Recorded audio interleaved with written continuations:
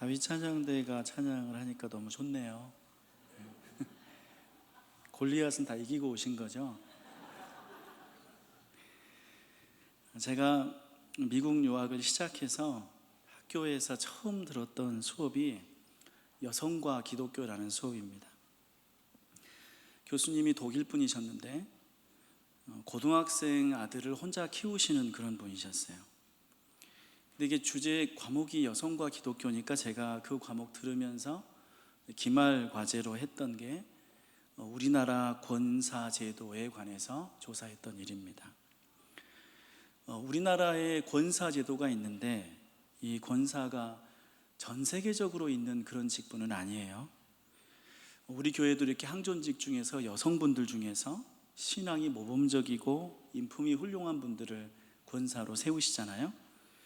그런데 이 권사가 다른 나라 가면 없습니다. 어떤 사람들은 이 권사 제도를 감리교 창시한 웨슬레 목사님이 만들었다고 말하기도 합니다. 왜냐하면 감리교에 가면 권사가 있거든요. 근데 이 감리교 권사는 남자들이 합니다. 250년 전쯤에 웨슬레 목사님이 감리교 만드셨을 때 그때 막 영국 교회가 부흥했어요. 근데 목회자가 많이 부족해서 이 목사들을 대신해서 신방하실 그런 분들이 필요해서 그분들 평신도 중에서 이렇게 세워서 권사라고 호칭을 주었습니다. 남자들한테요. 영어로 exhorter라고 부릅니다. 근데 이거는 감리교 권사들이죠. 그래서 우리나라도 이렇게 감리교에 가면 남자분인데 권사다 이렇게 부르는 분들이 계세요. 근데 우리나라 교회에서 대부분 권사는 사실 여자분들이죠. 그러면 이 우리나라의 권사는 어디서 왔느냐? 성경에는 권사란 말이 없어요. 그런데 권사 직분이 어디서 왔냐면 과부라는 호칭에서 왔습니다. 우리 성경 보면 초대교회 때 과부들이 나오잖아요. 근데 이 과부가 단지 남편을 사별해서 잃은 여성들만 가리키는 건 아니었고요. 이게 하나의 직분으로서 초대교회에서는 사용했습니다. 교회에 살다시피 하시면서 성도들을 위해서 중보기도 하시고 또 환자들을 신방에서 위로해 주는 그런 사역을 감당했던 여성분들을 과부라고 불렀습니다. 물론 이분들의 대다수가 남편이 없었죠. 여자분들의 경우에 남편이 있으면 남편 뒷바라지를 해야 되기 때문에 교회에 헌신하기가 쉽지가 않잖아요. 또 옛날에는 지금보다 훨씬 더 여성들의 처지가 어려웠고요. 그래서 자연스럽게 남편이 없는 여자분들, 이 과부라고 불리우는 분들을 중심으로 해서 초대교회가 그분들의 헌신으로 굉장히 성장을 할 수 있었습니다.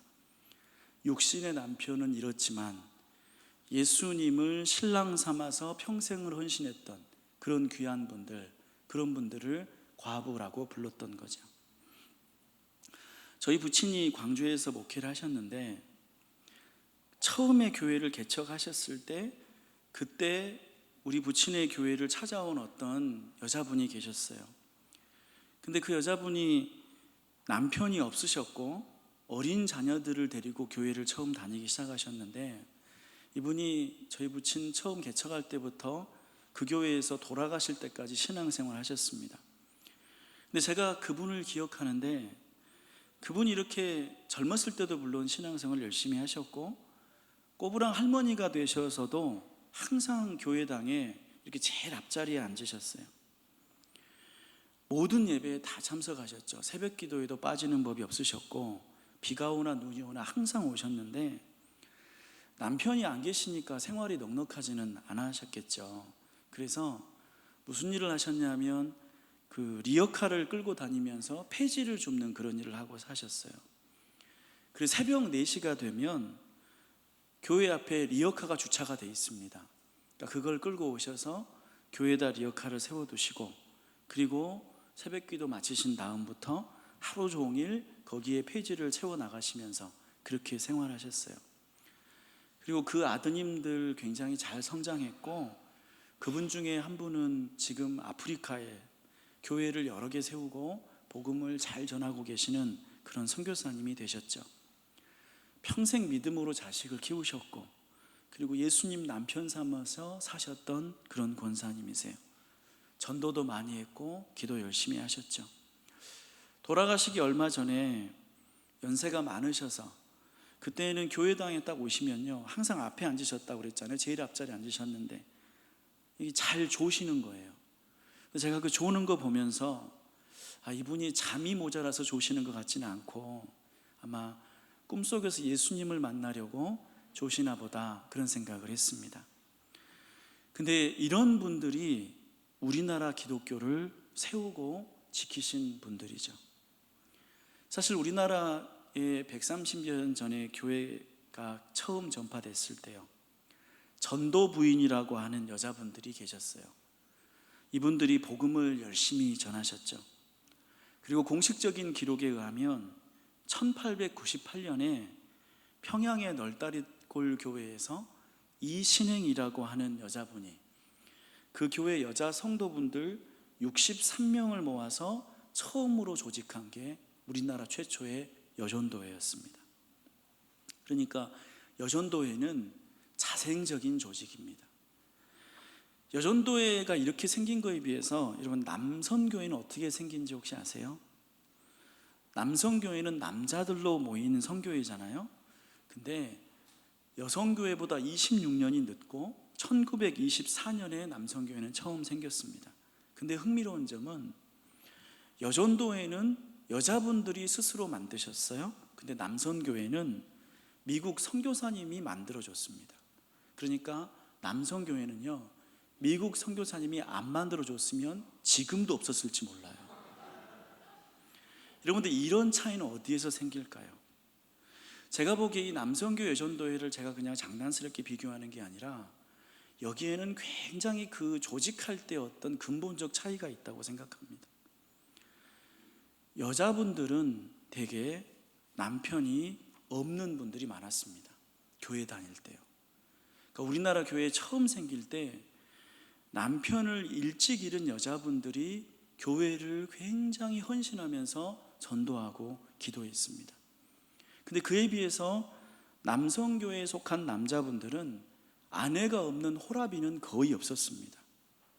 대부분의 남자 성도님들은 당시 사회 분위기도 그랬지만 만약에 상처를 해서, 그러니까 아내를 잃더라도요, 남자분들은 금방 새 장가를 갔고 항상 아내가 있는 형편으로 살았어요. 근데 이거와 달리 여자분들은 남편을 한번 잃으면 새로 시집가는 일은 거의 없었습니다.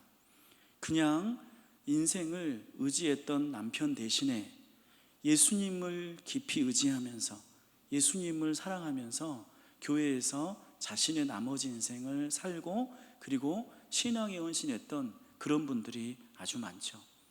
그래서 남성교회 여전도회는 굉장히 다르게 시작합니다. 그러니까 남자들이 모여서 남성교회가 되고 여자들이 모여 여성교회가 됐던 게 아니고요, 여성분들은 그 당시에 남편이 없었던 많은 여자분들을 중심으로 해서 교회에서 믿음으로 새로워지고 예수님을 남편 삼아서 그렇게 헌신했던 분들을 중심으로 여전도회가 생겨나고, 또 우리나라 교회들이 그렇게 성장을 했던 거죠. 제가 이 말씀을 드리는 이유는 제가 무슨 독신주의를 찬성한다거나 아니면 그게 신앙생활이 좋다 이런 취지의 말씀을 드리는 건 아니에요. 그냥 역사적인 사실이 그렇다는 거죠. 그런데 성경이나 기독교 역사를 보면 초대교회 선교 역사에서 바울이 굉장히 큰 역할을 하잖아요.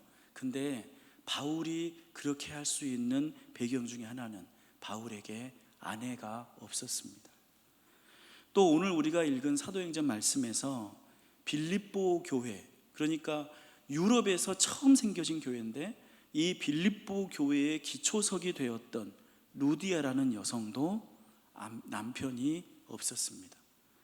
이렇게 아내나 남편이 없는 분들이 기독교 신앙에서 중요한 역할을 하고, 사실 우리가 헌신에 관해 생각할 때 그 헌신을 가장 잘 보여주는 분들이 이런 분들이라는 점을 우리가 말할 수 있죠. 제가 앞에서 말씀드렸던 왜 처음 미국에서 들었다는 기독교와 여성이라는 과목에서 제가 수업 중에 여러 가지 읽은 글 중에 굉장히 흥미로운 글을 읽은 게 있는데, 우리나라 교회 안에 있는, 우리나라 교회가 아니라 이 기독교 역사에서 여성 같은 남자 기독교인에 관한 연구들이 있었습니다. 여성 같은 남자라니 어떤 남자라면요, 두 부류가 있는데 하나는 내시고 다른 하나는 수도사입니다. 내시 기독교인들이 남긴 자료는 거의 없어요. 그런데 수도사들은 굉장히 많은 자료를 남겼습니다. 남자 수도사들은 평생 혼자 살았잖아요. 수도원에서 기도하면서. 근데 이분들이 평생 혼자 살면서 어떤 마음으로 살아갔는가 하면요, 이분들은 예수님을 자기 신랑이라고 믿고 살아가셨어요. 아마 우리는 잘 모를 거예요. 왜냐하면 이런 것들이 우리나라에 소개된 적이 없으니까요. 근데 수도사들이 뭐를 제일 많이 썼냐면 연애 편지를 제일 많이 썼습니다. 근데 연애 편지를요, 정말 우리가 학창 시절에 누구를 좋아할 때 그 사람에게 우리가 썼던 그런 뜨거움, 그런 간절함이 이 수도원에 살았던 수도사들이, 물론 그들이 다 남자인데 그들이 예수님을 향해서 그런 연애 편지 쓰는 것들이 지금 우리에게 많이 남아 있습니다. 수도사들은 이성이 그리워서 자기 몸을 채찍질하며 외로운 밤을 보내지 않았습니다. 그분들은 이 땅에 사시면서 예수님을 정말 사랑했는데, 예수님이 신랑이요, 자기는 신부라고 정말 믿고 살았는데, 그렇게 여기 살면서 참된 나의 님이자 남편인 그 예수님을 그리워하면서 그날이 오기까지 복음 전도의 삶을 살았던 분들이 수도사분들입니다. 그래서 그분들이 밤에 예수님에게 쓴 사랑의 편지들, 그 편지들이 우리에게 많이 남아 있고요. 사실 제가 여러분에게 그 편지들을 소개할 수도 있는데 여기서 읽어드릴 수 없을 정도로 굉장히 낯뜨거운 이야기들이에요. 정서적인 사랑 이런 게 아닙니다. 여러분들이 진짜 사랑할 때 온 몸과 마음을 다해 사랑하듯이 그 당시 수도사들은 정말 예수님을 신랑, 남자 이렇게 믿고 자기를 여자로 생각하고 그렇게 그들에게, 예수님에게 쓴 편지들이 지금도 남아 있습니다. 자기가 아내처럼 살아간 거죠. 그런데 이 땅에 존재하지 않는 남편, 그 예수님을 그리워하면서 신앙을 지키며 살았던 그런 분들이 있었습니다. 오늘 헌신 예배를 드리는 우리 교회 여전도 회원 여러분, 우리가 찾는 이 헌신이라는 주제를 여는 열쇠를 우리가 어디서 찾을 수 있을까요? 제가 앞에서 말씀드린 성경에서의 과부라는 직분, 그리고 우리나라 교회를 주체적으로 발전시킨 여전도회라는 모임, 그리고 초대교회와 우리 교회사에서 가장 헌신적으로 사셨던 믿음의 선배들이 보여주는 공통적인 헌신의 열쇠는 무엇일까요? 그들에게는 남편과 아내가 없다는 공통점이 있습니다. 그리고 단지 없다는 게 중요한 게 아니라 그 빈자리를 예수님으로 채웠다는 사실이 그들이 가지고 있는 헌신의 열쇠입니다. 그분들에게 헌신을 이야기할 때 그분들에게 예수님이라는 것은 어떤 추상적인 믿음의 존재, 혹은 우리가 보통 신앙생활할 때 단지 우리의 신앙을 이끌어주는 모범적인 하나님 이런 식으로 생각한 게 아닙니다. 그들은 외롭고 낙심되고 기운이 빠질 때, 그럴 때 자기 마음으로 조용하게 주님 이렇게 부르면, 그러면 그 한마디 안에 정말로 예수님이 자기 마음에 실제 존재하는 것처럼 확 다가와서 자기를 따뜻하게 해주고 자기를 반겨주고 자기를 새 힘으로 일으켜주는 그런 실제하는 존재로서의 예수님을 느꼈고, 그리고 그 믿음이 있었기 때문에 그분들은 헌신할 수 있습니다. 여러분, 우리에게 헌신을 말할 때 우리가요, 저는 헌신에 대해서 말하는 거 너무 좋은데 헌신이라는 거 그렇게 가벼운 것들은 아닙니다.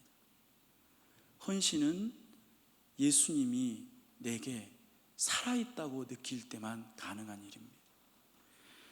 제가 어려서 이렇게 광주에서 고등학교까지 다니다가 이렇게 서울로 대학을 왔어요. 근데 제가 이렇게 서울로 이렇게 대학을 오려고 서울로 떠나는 날, 저희 어머니가 많이 우셨습니다. 그 뒤로 제가 군대를 갈 때에도 저희 어머니가 많이 눈물을 흘리셨어요. 그리고 그 다음에 제가 유학 간다고 미국으로 떠났던 공항에까지 오셔서 저희 모친이 많이 우셨어요. 근데 저희 어머니가 왜 우셨을까요? 많은 어머니들이 그렇듯이 저희 어머니도 아들인 저에게 평생을 헌신하셨거든요. 평생을 헌신했으니까, 사랑하니까 아들을 곁에 두고 잘해주고 싶은데 어머니 곁을 떠나서 더 이상 잘해줄 수가 없으니까 저희 어머니가 아쉬워서 우셨어요. 대학을 가서, 군대를 가서, 미국을 가서 더 이상 광주 땅에 부모님 집에 없으니까, 더 이상 저에게 사랑을 쏟아줄 수 없으니까 그게 아쉬워서 우셨죠. 근데 그 시절에 제가 그러다가 종종 어머니가 계신 집으로 돌아가면 어머니는 언제라도 반갑게 맞아주시고 다시 예전에 하셨던 것처럼 저에게 사랑의 헌신을 부어주셨습니다. 멀리 있을 때는 그리움으로, 가까이 있을 때에는 마음을 다해 사랑하는 것, 여러분, 이게 헌신입니다. 여러분, 주님께 헌신한다는 것도 이와 같은 거죠. 나를 사랑하시고 나를 구원하신 예수님은 분명히 살아계시지만요, 내가 지금 만질 수 있는 게 아니에요. 내가 지금 직접 볼 수 있는 게 아니에요. 그래서 우리에게 헌신은 가장 먼저 어떻게 다가오냐면 주님을 향한 그리움으로 다가옵니다. 주님이 그리워서 내 마음에 감정이 생기지 않는 사람에게 헌신은 있을 수 없습니다. 주님이 보고 싶어서 슬퍼하지 않는 사람에게 헌신은 거짓말입니다. 주님의 몸된 교회를 사랑하고 그 교회의 사역을 열심히 섬기는 이유는 예수님이 교회의 몸이자 그 예수님을 보고 싶고 만나고 싶고 함께 하고 싶기 때문입니다. 그 마음, 그 그리움의 마음이 우리 헌신의 가장 핵심입니다. 지금은 돌아가셨는데 유명한 시인은 아닌데 고정이라는 시인이 계셔요. 근데 이분이 이런 시를 썼어요. 1994년에 출판된 시집에 있는 시인데 이런 내용입니다. 제가 한 연만 읽어드릴게요. 길을 가다가 불현듯 가슴에 차오르는 사람, 네가 그리우면 나는 울었다. 목을 길게 뽑고 두 눈을 깊게 뜨고 저 가슴 밑바닥에 고여있는 저음으로 첼로를 켜며 비장한 밤에 첼로를 켜며 두 팔 가득 넘치는 외로움 너머로 네가 그리우면 나는 울었다. 이 시의 제목이 네가 그리우면 나는 울었다예요. 저는 이 시인이 기독교인지는 잘 모르겠어요. 근데 이 시를 읽으면서 그리움이라고 하는 게 현재를 이겨내는 힘이구나 이런 생각이 들었어요. 현재가 어려운데 보고 싶은데 그렇게 보고 싶고 그리우면 울면서 오히려 현재의 어려움들을 이겨내는 거죠. 여러분, 우리에게 예수님은 어떤 분인가요? 우리는 말로 굳건한 믿음을 이야기할 수 있어요. 그런데 헌신은 말로 하는 게 아니죠. 그리움이 헌신의 힘이 됩니다. 사랑하지만 이 육신으로는 만날 수 없는, 그래서 더욱 그리워하고 그 그리움을 힘으로 삼아서 다시 만날 때까지 최선을 다해 살아가는 삶, 그게 헌신의 동력입니다. 오늘 헌신 예배를 드리는 우리 여전도 회원 여러분, 여러분에게 예수님은 어떤 분입니까? 다시 만나기를 염원하는, 간절히 염원하는 그런 그리운 분이십니까? 오늘 우리가 읽은 말씀 사도행전 보면요, 소아시아 지역으로 복음의 발길을 돌리려고 했던 바울의 꿈에 하나님이 나타나셨어요. 그래서 바울이 계획을 바꿔서 유럽 땅으로 건너가죠. 근데 바울이 원래 계획이 없던 일이라 유럽에 가서 어떻게 전도를 해야 될지 몰랐어요. 그래서 처음에 배를 타고 마게도니아 땅에 딱 내렸는데 그 내리는 항구 도시인 네아폴리에서 복음을 전하지 못해요. 왜냐하면 계획이 없었으니까 뭘 해야 될지를 모르겠는 거예요. 그래서 네아폴리에서 그냥 지나칩니다. 그 다음에 수도인 데살로니가를 가는데 거기서도 뭔가 마음이 안 잡히고 잘 모르겠어요. 그래서 거기서도 못해요. 그러다가 주님께서 바울을 인도하셨는데 빌립보라는 곳으로 인도하십니다. 근데 이 빌립보는 어떤 도시냐면 완전히 이방인의 도시입니다. 왜 바울이 전도할 때 다닐 때마다 유대인 회당 가서 전도했잖아요. 근데 빌립보에는 유대인의 회당이 없어요. 바울이 기댈 만한 곳이 아무것도 없는 게 빌립보였어요. 그래서 바울이 갈 데가 없어서 기도하려다가 성 밖에 있는 강가로 가는데 거기에서 루디아라는 여성을 만났습니다. 루디아는 하나님을 아는 여성이었는데 예수님을 믿는 구원은 몰랐습니다. 그래서 바울이 그 여성에게 복음을 전했을 때 루디아가 바울의 말을 귀 기울여 듣다가 이 복음을 자기가 받아들이기로 하고 바울을 자기 집으로 안내해서 자기 집에 머물면서 빌립보에 복음을 전하도록 그렇게 도와주었습니다. 그렇게 해서 이 유럽 땅에 루디아라는 여성의 집에서 유럽 대륙에 첫 교회가 생기고 그 유럽 대륙의 첫 번째 기독교인이 루디아였는데요. 근데 이 루디아가 바울 일행을 자기 집으로 데려와서 자기 집에 머물게 할 수 있었던 것은 루디아에게 남편이 없었기 때문에 가능한 거죠. 남편이 없어서 남편의 그 자리를 바울에게 복음을 전하도록 도와주고 그리고 바울에게서 배운 그 예수님에 대한 신앙을 가지고 남편의 빈자리를 채우면서 예수님을 진실하게 믿으면서 빌립보 교회를 세우는 그런 여성이 되었던 거죠. 그때부터 한 12년 13년 지나서 바울이 다시 빌립보 교회에 편지를 써요. 빌립보서라는 편지를 쓰죠. 근데 여러분 빌립보서에 루디아의 이름이 나타나지 않습니다. 자기 교회를 자기 집을 교회로 제공해서 빌립보 교회를 세웠고 바울을 그렇게 극진히 대접했던 루디아의 이름이 왜 빌립보서에 안 나타날까요? 그녀는 죽었으니까요. 남편 없이 살다가 예수님을 자기 남편으로 믿고 그 예수님 의지하고 행복하게 살다가 이미 천국에 들어갔으니까요. 그런데 그 자리를 뒤이어서 빌립보 교회를 든든하게 세워갔던 사람들은 또 누굴까요? 빌립보 4장에 보면 유오디게와 순두게라는 이름이 나와요. 근데 이 두 이름도 똑같이 여자예요. 그리고 이분들에게도 남편의 이름이 없어요. 이분들도 남편이 없는 거죠. 그리고 이렇게 남편이 없었던 여성들, 남편 대신 그리스도를 절절하게 사랑했던 그 여성들, 그분들을 통해서 빌립보 교회가 성장하고 유럽의 교회들이 성장했던 거죠. 여전도 회원 여러분, 헌신이 무엇입니까? 나를 구원하시고 사랑하시는 예수님께 내 몸을 드리는 게 헌신이죠. 그리고 그 신랑 되신 예수님을 그리워하는 게 헌신입니다.